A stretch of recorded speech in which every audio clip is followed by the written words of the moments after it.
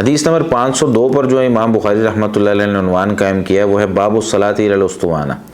وقال عمر المصلون احق بالصواری من المتحدثین الیہا۔ فرماتے ہیں کہ نماز پڑھنے والے مسجد میں دو قسم کے لوگ ہیں، ایک شخص ہے جو نماز پڑھ رہا ہے اور ایک شخص ہے کسی ستون کے ساتھ بیٹھ کر باتیں کر رہا ہے۔ تو سیدنا عمر رضی اللہ تعالیٰ عنہ فرمایا کرتے تھے کہ جو نماز پڑھ رہا ہے وہ زیادہ حق رکھتا ہے اس کے لیے جگہ کو خالی کیا جائے اور وہ ستون کے پیچھے جا کر نماز پڑھے، اس کو سترا بنائے، اور اگر کوئی باتیں کر رہا ہے تو وہ اس کو دوسرے کو جگہ دے دے۔ المصلون احق بالصواری من المتحدثین الیہا، نماز پڑھنے والے زیادہ حق رکھتے ہیں ستونوں کا اس کی طرف ٹیک لگا کر باتیں کرنے والوں سے۔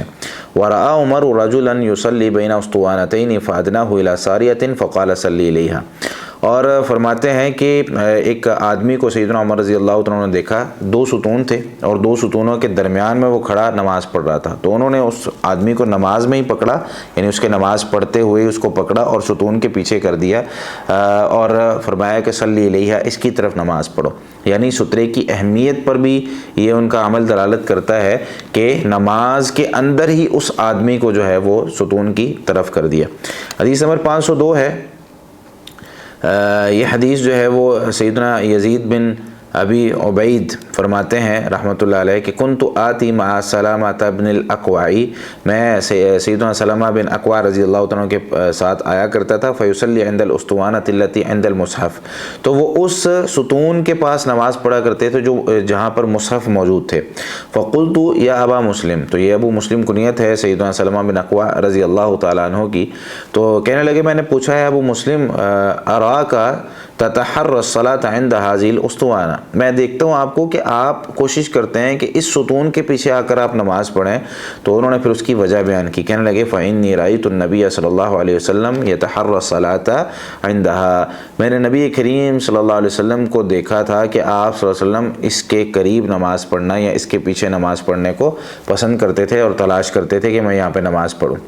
اور حدیث نمبر 503 ہے جس میں سیدنا انس بن مالک رضی اللہ عنہ فرماتے ہیں لقد رأیت کبار اصحاب النبی صلی اللہ علیہ وسلم یبتدرون السواری عند المغرب، میں نے کبار صحابہ کرام کو، بڑے بڑے صحابہ کرام کو دیکھا کہ جب مغرب کی اذان ہوتی تھی تو وہ ستونوں کی طرف جا کر ہر بندہ ستون کے پیچھے نماز پڑھنے کی کوشش کرتا تھا۔ تو یبتدرون السواری، وہ تلاش کرتے تھے اور جلدی کرتے تھے ستونوں کے پیچھے نماز پڑھنے کے لیے عند المغرب، مغرب کی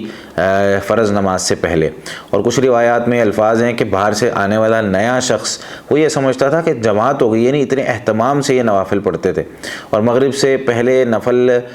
پڑھنے چاہیے مغرب کی نماز سے پہلے۔ اس میں صحیح بخاری اور باقی کتابوں میں بھی حدیث موجود ہے، آپ صلی اللہ علیہ وسلم نے بڑی ترغیب دلائی ہے، صلوا قبل المغرب، صلوا قبل المغرب قال فی الثالثۃ لمن شاء، لوگوں مغرب سے پہلے نوافل پڑھا کرو، مغرب سے پہلے نوافل پڑھا کرو۔ اور تیسری مرتبہ فرمایا کہ فرض نہیں ہے، جو چاہے پڑھ لے، یعنی ترغیب آپ صلی اللہ علیہ وسلم نے اس کی بہت دلائی، لیکن ہم بالکل چھوڑ کر اس کو جو ہے وہ ایک سنت کو چھوڑ کر بالکل ہم نے جو ہے وہ اس کو سائڈ پہ کر دیا ہے، تو ایسا نہیں کرنا چاہیے۔ تو ان دونوں حدیثوں سے جو پتہ چلتا ہے کہ اگر مسجد میں ستون ہے تو ان ستونوں کے پیچھے جو ہے وہ نماز پڑھنا یا ان کو سترا بنانا یہ صحابہ کرام کا طریقہ ہوا کرتا تھا۔ لیکن اگر ستون کم ہے، ظاہر سی بات ہے لوگ زیادہ ہوتے ہیں تعداد میں اور ستون کم ہوتے ہیں، اس دور میں جو مسجدیں بنتی تھی وہ کھجور کے تنوں کے ستون بنا کر تو ان کے اوپر جو ہے وہ چھت بنائی جاتی تھی۔ لیکن آج کل کیونکہ لینٹر والا سسٹم ہے اور بڑا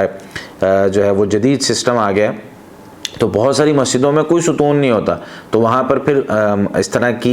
کا انتظام کر دیا جائے کہ سترے رکھ دیے جائیں یا کوئی اور اس طرح کی چیز سامنے رکھ دی جائے تاکہ اس کے طرف لوگ نماز پڑھ سکیں۔ اگلا جو عنوان ہے وہ ہے باب الصلاۃ بین السواری فی غیر جماعت، اگر بندہ جماعت کے ساتھ نماز نہیں پڑھ رہا ہے، نوافل پڑھ رہا ہے کوئی، تو پھر بھی ستونوں کی طرف منہ کر کے باب الصلاۃ بین السواری، ستونوں کے درمیان میں اگر کسی اور چیز کو سترا بنایا ہوا ہے، مثال کے طور پر دیوار ہے اور سائڈوں پہ ستون ہے، تو بندے نے یا کوئی اور چیز سامنے رکھی ہوئی ہے تو وہ سترے کا کام کر دے گی، اور ستونوں کے درمیان بندہ کھڑا ہوا ہے نوافل پڑھ رہا ہے۔ یہاں پہ غیر جماع اس لیے کہا کہ نبی کریم صلی اللہ علیہ وسلم نے سنن ابن ماجہ وغیرہ کے اندر روایت موجود ہے، ستونوں کے درمیان صف بنانے سے، یعنی صف منقطع ہو جاتی ہے نا، تو اس سے منع فرمایا۔ حدیث نمبر 504 ہے سیدنا عبداللہ بن عمر رضی اللہ تعالیٰ عنہما کی حدیث پیچھے بھی گزر چکی ہے، لیکن یہاں امام بخاری رحمۃ اللہ علیہ نے کیونکہ اس سے استدلال کیا سترے پر، یعنی ستونوں کے درمیان بغیر جماعت کے نماز پڑھنے پر، تو ایک مرتبہ پھر اس حدیث کو لے کر آئے ہیں۔ فرماتے ہیں کہ دخل النبی صلی اللہ علیہ وسلم البیت و اسامۃ بن زید و عثمان بن طلحہ و بلال فاطال، کہ بیت اللہ کے اندر سیدنا نبی کریم صلی اللہ علیہ وسلم کے ساتھ سیدنا اسامہ بن زید، عثمان بن طلحہ اور بلال رضی اللہ تعالیٰ عنہ داخل ہوئے، فاطال، تو کافی دیر وہ اندر رہے، ثم خرج، پھر جب وہ باہر نکلے، وکنت اول الناس دخل علی اثرہ،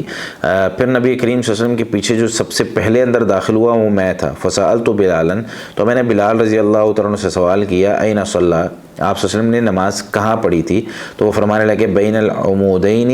المقدمین، سامنے والے جو دو ستون ہیں ان کے درمیان۔ اگلی حدیث جو ہے وہ اس کی مزید وضاحت کرتی ہے، حدیث نمبر 505 ہے، اس میں سیدنا عبداللہ بن عمر رضی اللہ تعالیٰ عنہ فرماتے ہیں کہ ان رسول اللہ صلی اللہ علیہ وسلم داخل الکعبہ و اسامۃ بن زید و بلال و عثمان بن طلحہ طلحۃ الحجبی فاغلقها علیہ، نبی کریم صلی اللہ علیہ وسلم بیت اللہ میں داخل ہوئے، اسامہ بن زید، بلال اور عثمان بن طلحہ الحجبی، فاغلقها علیہ، تو انہوں نے اس کے دروازے کو بند کر دیا، ومکث فیہا، اور اس میں کچھ دیر ٹھہرے، فسألت بلالا حین خرج، جب نکلے تو میں نے بلال رضی اللہ تعالیٰ عنہ سے سوال کیا، ما صنع النبی صلی اللہ علیہ وسلم، فرمانے لگے کہ نبی کریم صلی اللہ علیہ وسلم نے اس میں کیا کیا تھا؟ تو فرمانے لگے جعل عمودا عن یسارہ، نبی کریم صلی اللہ علیہ وسلم نے ایک ستون اپنے بائیں جانب بنایا، وعمودا عن یمینہ، اور ایک ستون اپنے دائیں جانب بنایا، وثلاثۃ اعمدۃ وراءہ، اور 3 ستون پیچھے تھے، 6 ستون ہے نا، تو 6 ستون، 3 ستون پیچھے ہو گئے، 3 ستون آگے ہو گئے۔ تو آپ صلی اللہ علیہ وسلم نے جو دروازے کے سامنے 2 ستون تھے، 1 2 3، تو یہاں ان 2 ستونوں کے درمیان میں آپ صلی اللہ علیہ وسلم نے نماز پڑھی، جیسے اگلی روایت میں مزید اس کی وضاحت موجود ہے۔ تو فرماتے ہیں وکان البیت یومئذ علی 6 اعمدہ، ان دنوں بیت اللہ میں 6 ستون ہوا کرتے تھے، ثم صلی، پھر آپ صلی اللہ علیہ وسلم نے وہاں پہ نوافل پڑھے۔ اور اس میں وقال لنا اسماعیل حدثنی مالک، امام بخاری رحمۃ اللہ علیہ فرماتے ہیں کہ ہمیں اسماعیل نے بیان کیا، انہوں نے مالک رحمۃ اللہ علیہ نے، وقال عمودین عن یمینہ، وہ کہتے ہیں کہ 2 ستون اپنے دائیں جانب بنائے، یعنی جس طرح میں نے کہا کہ 3 ستون تھے، 2 ستون دائیں جانب ہو گئے اور 1 ستون بائیں جانب ہو گیا، یعنی دروازے سے انٹر ہوتے ساتھ ہی بالکل سیدھا وہاں پر آپ صلی اللہ علیہ وسلم نے نوافل پڑھے۔ آخری جو اس باب کی حدیث ہے 506 نمبر، اس میں سیدنا عبداللہ بن عمر رضی اللہ تعالیٰ عنہ فرماتے ہیں کہ کان اذا دخل الکعبۃ مشى قبل وجهہ، نبی کریم صلی اللہ علیہ وسلم جب کعبہ میں داخل ہوئے، بلکہ سیدنا عبداللہ بن عمر جب کعبہ میں داخل ہوتے، مشى قبل وجهہ، اپنے چہرہ جس طرف جا رہا ہوتا اسی طرف وہ داخل ہوتے اور چلتے رہتے، حتی يدخل، حتیٰ کہ وہ داخل ہوتے، وجعل الباب قبل ظہرہ، اور جو دروازہ ہوتا تھا اس کو اپنے بیک سائڈ پہ بنا لیتے، یعنی دروازہ بیک سائڈ پہ آ جاتا، فمشا، تو چلتے، حتی یکون بینہ و بین الجدار الذی قبل وجہہ قریبا من 3 اذرع، اتنے آگے چلے جاتے کہ ان کے درمیان اور دیوار کے درمیان 3 بازوؤں کی جگہ رہ جاتی تھی۔ صلی، وہاں وہ نماز پڑھتے، یتوخى المکان الذی اخبرہ بلال، تو وہ جگہ تلاش کر رہے ہوتے تھے جہاں بلال رضی اللہ تعالیٰ عنہ ان کو خبر دی تھی کہ ان نبی صلی اللہ علیہ وسلم صلی فیہ، بے شک نبی صلی اللہ علیہ وسلم نے یہاں نماز پڑھی ہے۔ تو وہ سیدنا عبداللہ بن عمر رضی اللہ تعالیٰ عنہما کیونکہ سنت کی بہت زیادہ پیروی کرتے تھے، تو وہ نوافل میں بھی جہاں انہیں پتہ چلتا ہے کہ نبی کریم صلی اللہ علیہ وسلم یہاں بیٹھے ہیں یا کھڑے ہوئے ہیں یا اس طرح کیا ہے تو وہ وہاں کرتے تھے، لیکن ساتھ فرمایا کرتے تھے کہ وَلَيْسَ عَلَىٰ أَحَدِنَا بَأْسٌ إِن صَلَّىٰ فِي أَيِّ نَوَاحِي الْبَيْتِ شَاءَ، ہم میں سے کسی پر کوئی حرج نہیں ہے کہ بیت اللہ کے کسی بھی حصے میں جا کے وہ نماز پڑھ سکتا ہے، لیکن میں یہیں پڑھتا ہوں جہاں نبی کریم صلی اللہ علیہ وسلم نے پڑھی۔ تو خلاصہ یہ ہے ان دونوں ابواب کا کہ اگر آپ مسجد میں ہیں جہاں پر لوگوں کا گزر ہے تو وہاں آپ ستون کو جو ہے وہ سترا بنائیں، اور ستون کے پیچھے جو ہے وہ آپ کھڑے ہو کے نماز پڑھیں، اور اگر کوئی ایسی جگہ ہے جہاں کوئی اور چیز سترا موجود ہے تو ستونوں کے درمیان کھڑے ہو کر بھی نوافل پڑھے جا سکتے ہیں۔ جزاکم اللہ خیر۔